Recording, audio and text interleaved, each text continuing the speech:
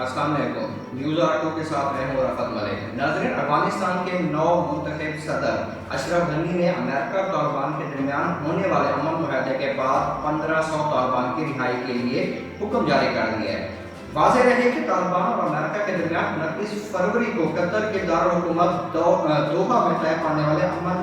معاہدے میں اس بات پر اتفاق کیا گیا تھا کہ افغان حکومت اپنی قید میں موجود 5000 طالبان قیدی کو رہا کرے گی، جبکہ طالبان اپنی قید میں موجود 1500 افغانی کو بھی رہا کریں گے۔ صدر اشرف غنی کی طرف سے جاری کردہ حکم نامے کے مطابق 3500 طالبان کی رہائی بین الاقوامی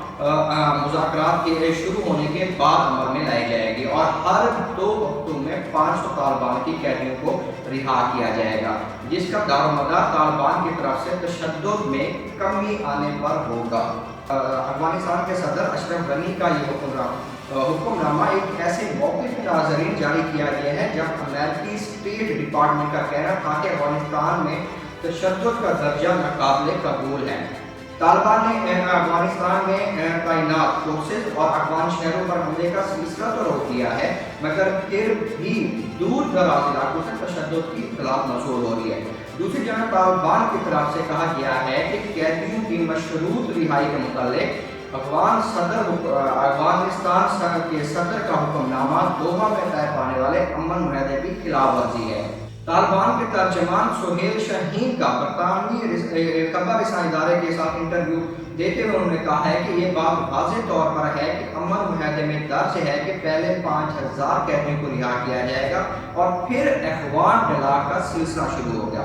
سہیل شاہین کا مزید یہ بھی کہنا تھا کہ ہم نے قیدیوں کی کسی بھی مشروط رہائی پر اتفاق نہیں کیا تھا۔ اگر کوئی اس کا دعویٰ کرتا ہے تو یہ اس امن معاہدے کے بالکل بھی خلاف ہے جس پر ہم نے 19 فروری کو دستخط کیے تھے۔ کابل میں جاری سیاسی بحران اور تشدد میں اضافے کے باوجود امریکہ نے افغانستان میں تعینات اپنے فوجوں کو نکالنے کا سلسلہ شروع کر دیا ہے۔ یاد رہے ناظرین کہ امریکہ نے 29 فروری کے آخر میں طالبان کے قیادت کے ساتھ ایک امن معاہدے پر دستخط کیا تھا، جس کے تحت پہلے مرحلے میں پینٹاگون اگلے 6 ماہ کے اندر فوج کی تعداد 12000 سے گھٹا کر 8600 کر دے گا۔ معاہدے کے مطابق ناظرین 14 مہینوں کے اندر امریکہ اپنی اور اپنے اتحادیوں اور شریک دوسرے تمام ممالک کی پوری فوج کو افغانستان سے نکال لے گا۔ اس میں غیر سفارتی اہلکار، سویلین، فریضے، سیکورٹی کنٹریکٹر، تربیت دینے والے، مشیر اور معاون اہلکار شامل ہوں گے۔ امریکی وزیر دفاع مارک ایسپر کا کہنا تھا کہ امریکی فوجوں کی تعداد 8600 تک لانے کے بعد صورتحال کا تجزیہ کیا جائے گا کہ آیا طالبان معاہدے کی شرط پر عمل کرتے ہیں یا نہیں، اور باقی حکمت عملی اس کے بعد بنائی جائے گی۔ ناظرین، اگر آپ کو خبر پسند آئی ہو تو خبر کو لائک کریں، شیئر کریں، ویڈیو کو دوستوں کے ساتھ شیئر کریں اور چینل کو بھی سبسکرائب کریں تاکہ ہماری ہر آنے والی ویڈیو آپ تک پہنچ سکے۔